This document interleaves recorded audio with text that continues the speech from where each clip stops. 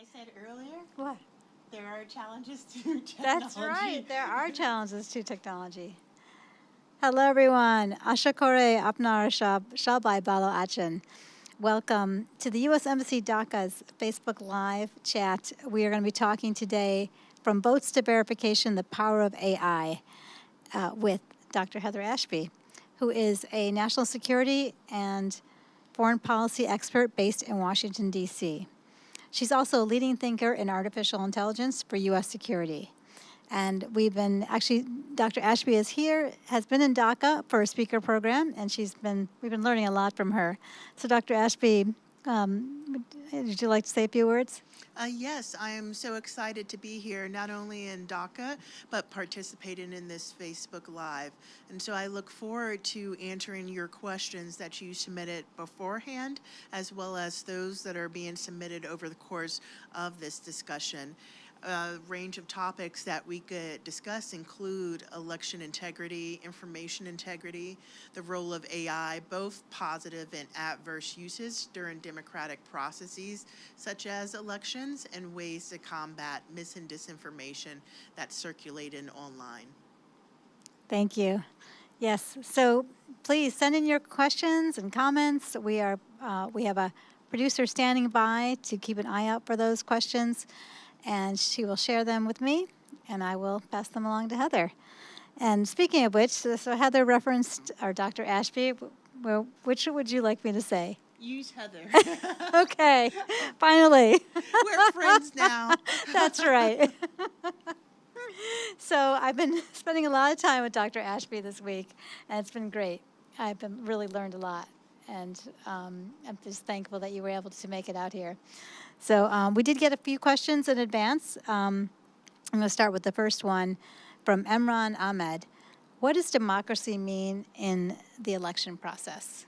Yeah, I think that's a fantastic question.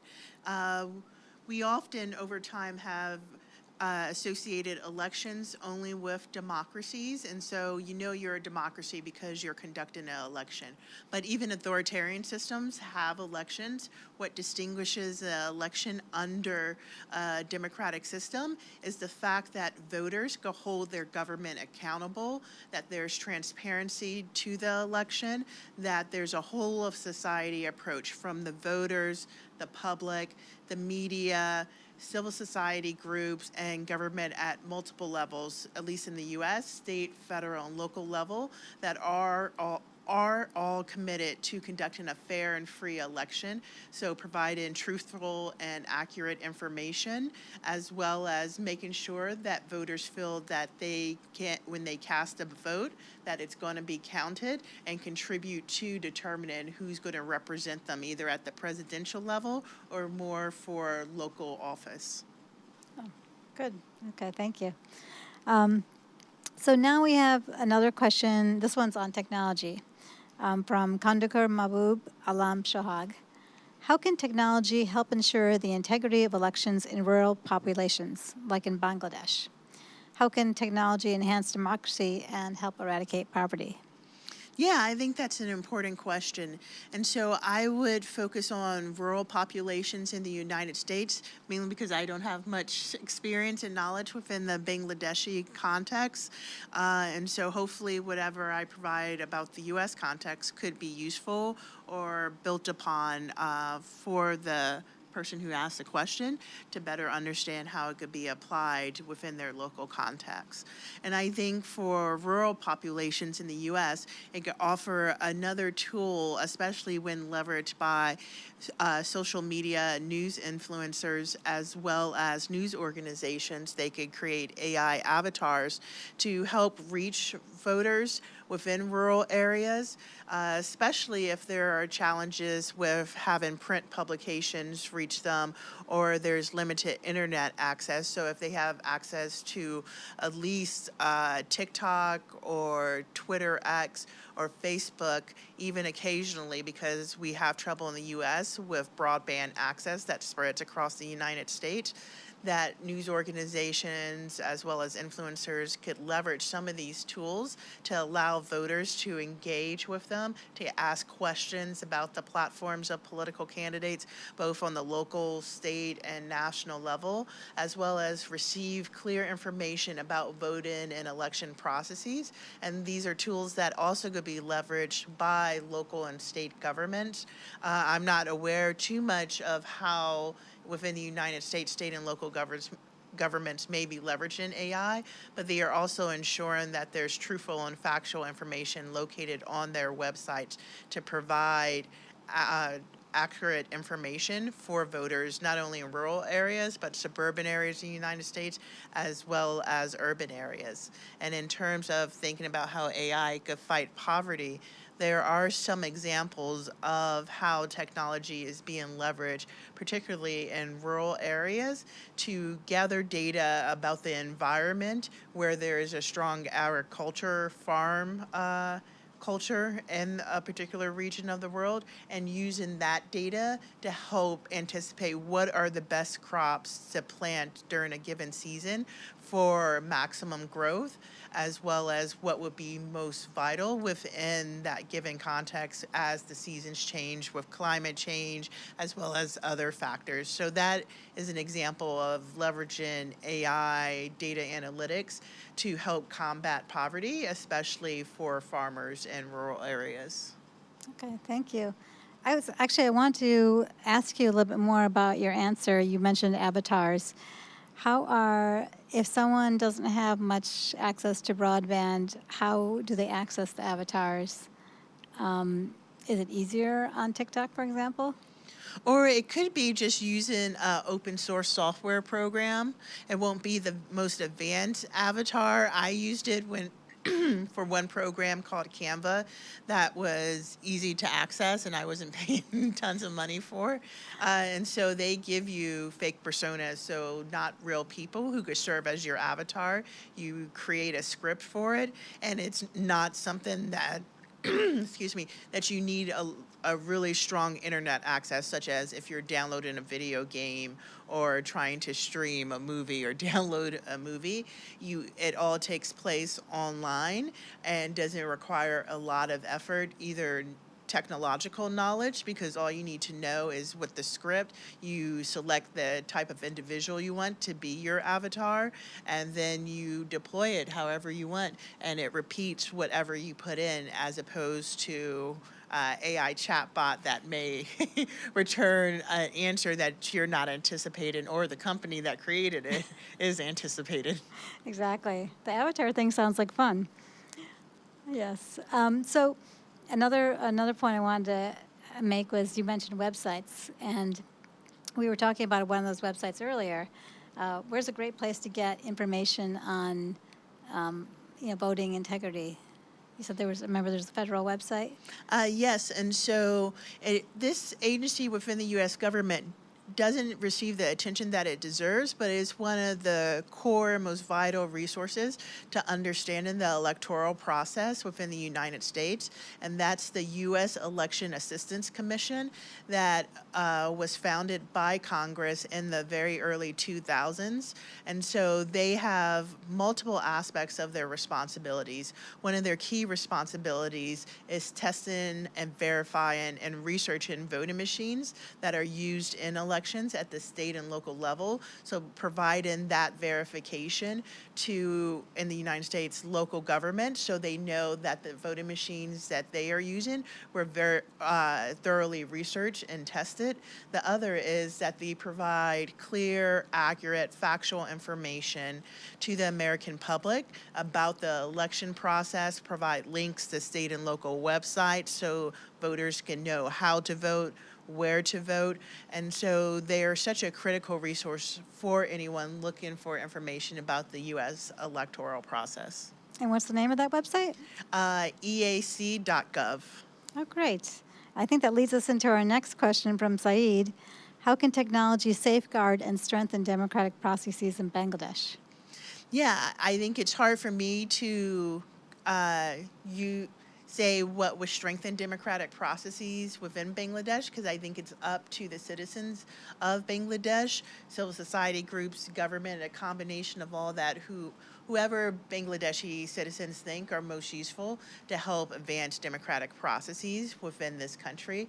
I know in the United States, technology is being used to communicate with voters. Some of it is the use of satire and humorous ways of engaging about the election. Others is you have young people who are news influencers on TikTok reaching a whole new generation of voters who are coming of age this year, who are turning 18, looking for information about the voting processes, the platforms of candidates.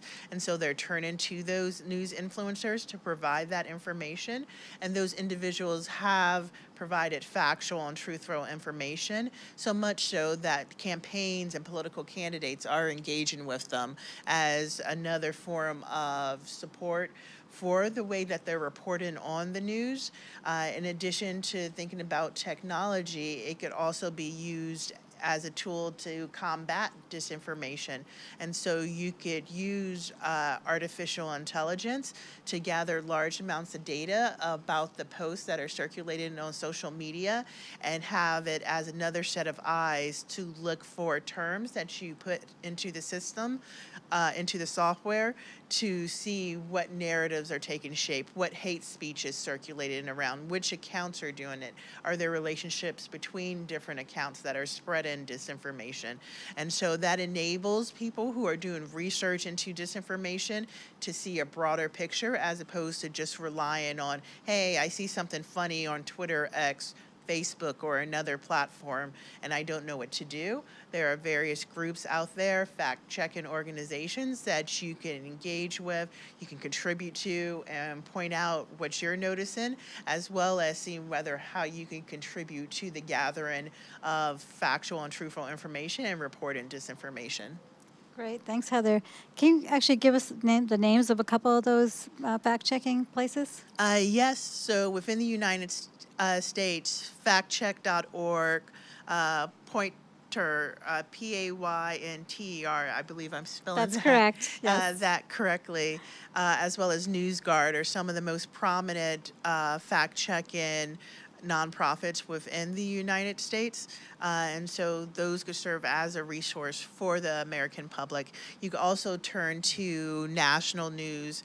Washington Post has been very active of trying to debunk a lot of false and misleading information that's circulated either unintentionally or intentionally during the U.S. election, as well as just on social media. You have people actively involved in creating videos that demonstrate the inaccurate information that's circulated, and then more traditional news media like CNN and other sources are also serving as fact checkers. Cool. I think that leads us into our next question from MD Al Masoom Khan. He says, I constantly notice on Facebook that most Facebook accounts happily spread false rumors and false content based on rumors, which go viral in no time. What tools or methods can people use to check the accuracy of news and prevent the spread of false rumors? Yes, so I think having independent, trustworthy media is so vital and for people and for society more broadly in terms of serving as a resource for finding factual and truthful information. Many of these news sources, at least in the United States, are combating disinformation. I think the government also could play an active role within the United States. It's a combination of various security agencies when there is foreign interference, such as from the Russian government or the Chinese government. They've been very good at providing that information to the American public, outlining their evidence and what they have uncovered and how these networks operate to undermine information integrity or election integrity within the United States. I think there are other resources people can rely on. There are open source deep fake detection tools that are out there. Prominently, you could go to Huggin Face, which is a technology company that makes it their mission to provide open source tools to the public. And so by going to Huggin Face, you can see how within various technologists have provided groups and deepfake detection tools. And so that just doesn't include videos, but it's audio, it's text, it's images. There are other deepfake detection tools that are out there for open source. And so this various combination can help people better identify what is disinformation that's circulating, misinformation, and I think another tool is Prebanpunking, and Prebanpunking involves mostly a lot of nonprofits, researchers, academics trying to anticipate, because of a context of a given situation within the U.S., this time it's elections, what type of disinformation may circulate, and so they build awareness about that for the public, that you can anticipate that this rumor or this false information, particularly targeting, say, the state of South Dakota, just using that as an example, not saying it's active in South Dakota, that there's going to be claims of election fraud because of X, Y, and Z. And so that's an example of Prebanpunking. And so there are a variety of approaches, techniques that various groups are employing, and I think it all depends on the context within a given society, which ones work best for the way people consume and process information. Yes, I would say it is something that you have to think about what works for your country and culture. And that's how you can best reach people. Yeah, exactly. Like, I can't speak on it much more than the U.S. context, so I wouldn't pass any judgment to say, oh, Prebanpunking is going to work across the world. I rely on journalists, nonprofits, civil societies, and governments to determine in combination and collaborate together in free and open discussion what will work best. Yes, that sounds great. And Prebanpunking, with the topic of Prebanpunking, in this election in the U.S., have you seen has there been any Prebanpunking? Nothing comes at the top of my head, but I wouldn't doubt that there's research out there. Okay. I've researched approaches to Prebanpunking, but not necessarily targeted at the U.S. election in particular, but that doesn't mean it's not out there. And there are various think tanks and academic researchers who are testing out the idea of Prebanpunking, which is still a newish concept that's evolving. Okay, cool.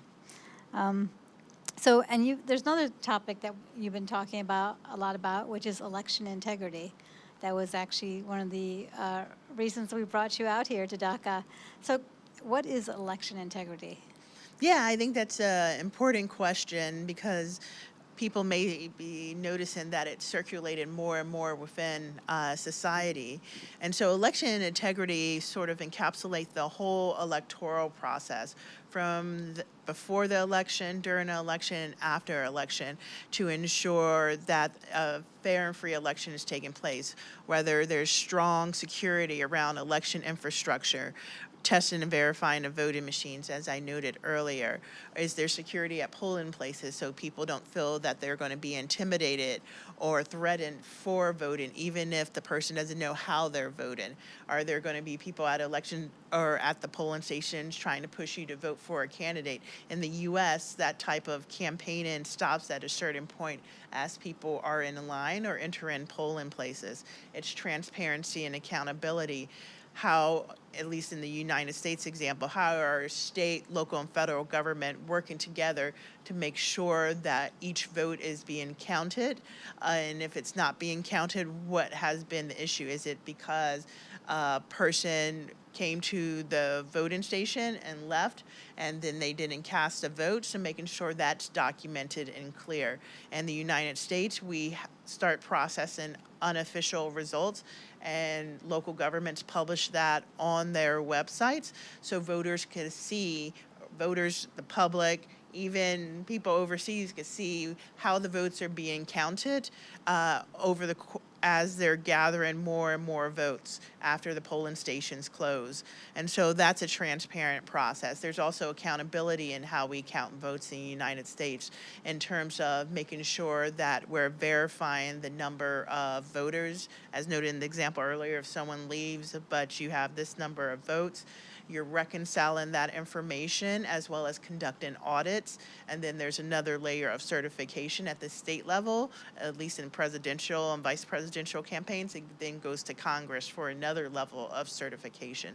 So there's multiple checks within counting the vote that provides transparency and accountability for Americans. And all of this is documented in laws, in the Constitution about who can vote and have access to voting, federal laws, state laws, and if there are any types of disputes about the vote count along those lines or voter registration, those are often arbitrated within the court system. So our checks and balances system ensures election integrity.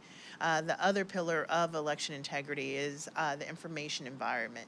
So making sure voters have access to truthful and factual information that allows them to believe that their vote counts, that the politicians running for office are doing it because they went through the proper procedures, which is submitting their applications, that no one paid for votes, which is the rumor going on in Moldova, which could come out to be true, that from Russian involvement. So making sure that voters know where to turn to for information, accurate information, that government officials know who to turn to for understanding the vote count or any other processes at the state and local level. And so it's the whole system within election integrity, election infrastructure, transparency and accountability, and the information environment. Okay, wow, that's a lot. One thing I wanted to ask you about too was, so one of the reporters I was talking to was talking about how we have early voting. Can you tell us more about how early voting got started? Because it didn't used to just be on one day and that was it.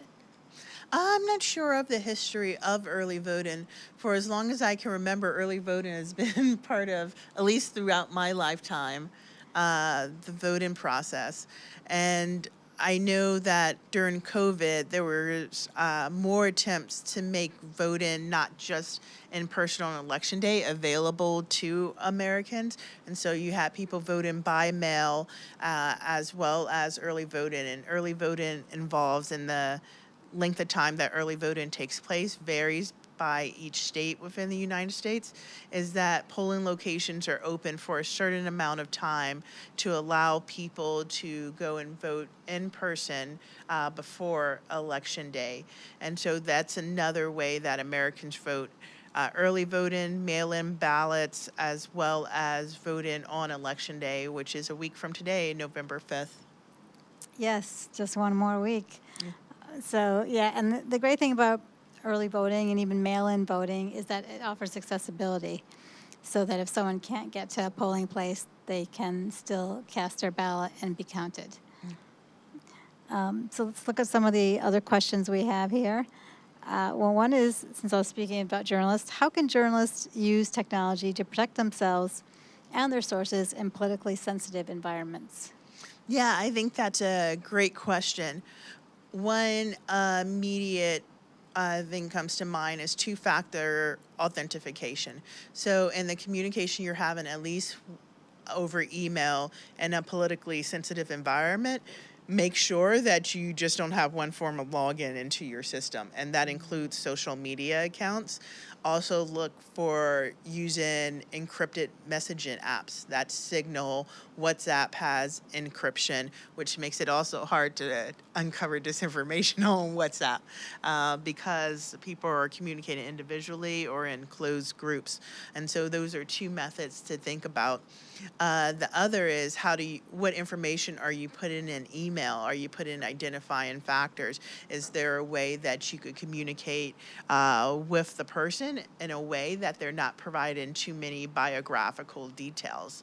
I would say avoid trying to use social media apps in terms of Facebook or TikTok, Instagram to send direct messaging, because that could be subject to government intervention in certain societies, depending on what those social media companies' relationship are with various governments, included in authoritarian systems. I had another one I was about to present, but it's escaped me right now in terms of protecting sources. Oh, now it comes to me.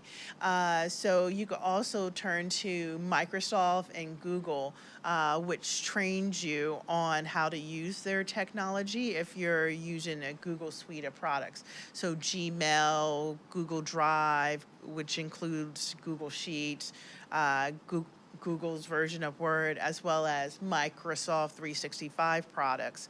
And so you could reach out to them, and they have sections of their website if you just select Google and support for journalists, or Microsoft and support for journalists. And they provide support and teach you how to implement good cybersecurity practices, especially if you're using their products, to protect not only your data, but also the data of any sources you're communicating with.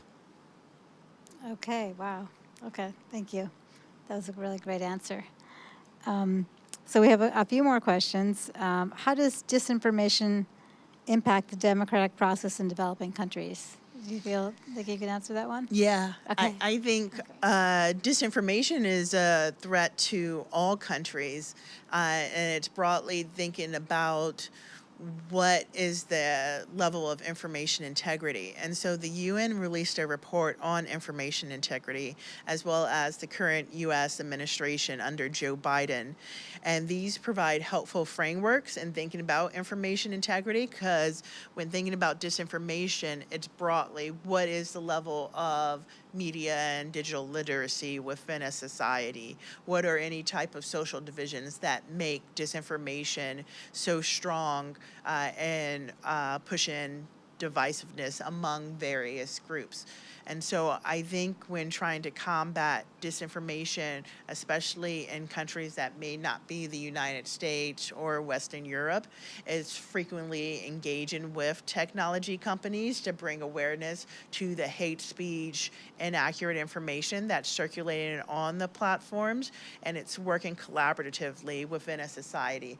So those companies are less likely to take it seriously if it's just one individual reporting. But if it's a journalist association, fact-checking association, lawyers guild, other coordinated groups, it makes a stronger argument to them on the support that's needed to help tackle the false information circulating within the information space. There's also fact-checking, international fact-checking associations that could serve as a resource in terms of them being global across the world, and you can exchange best practices and lessons learned with them on how in X country that may not be the UK or Canada, how are they tackling disinformation with the tools available to them.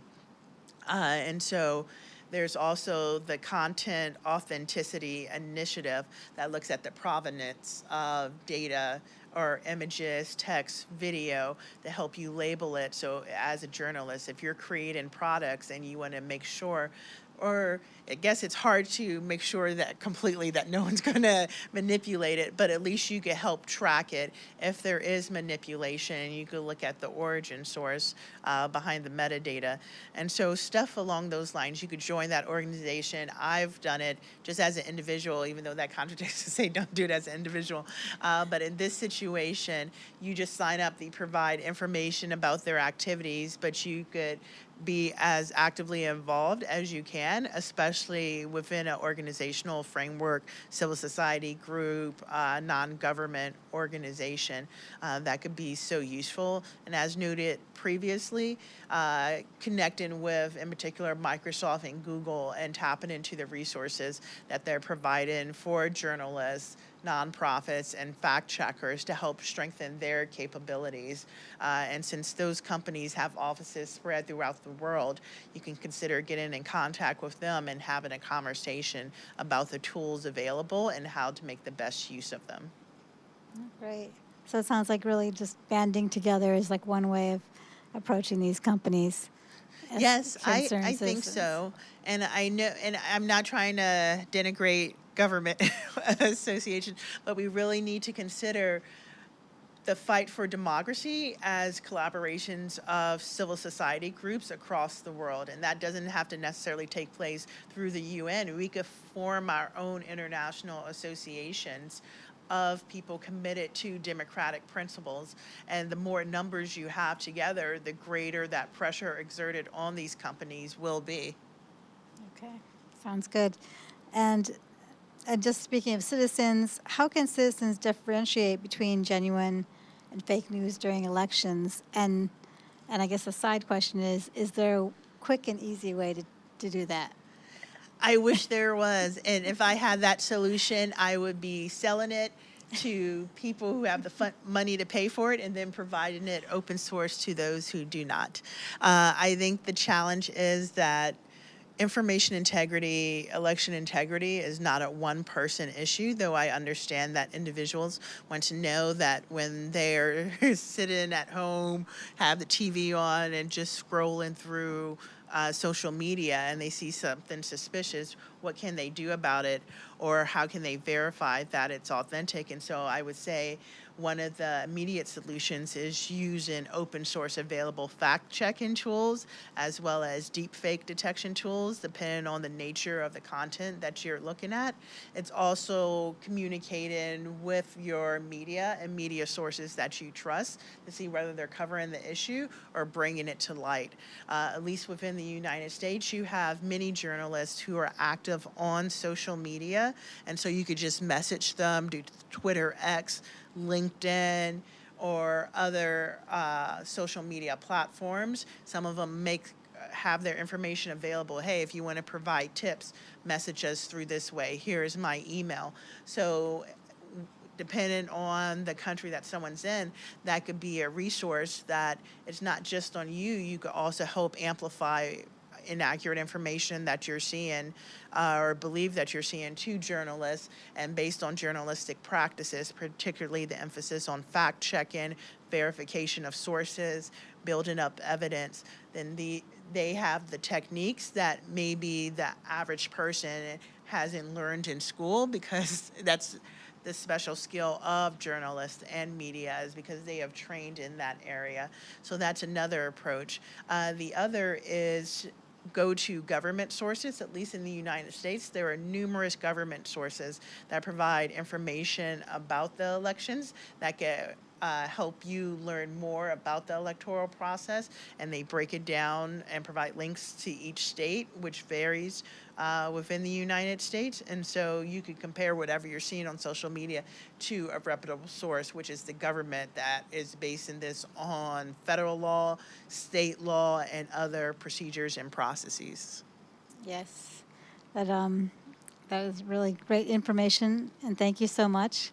I think it's time for us to wrap up today's Facebook Live chat.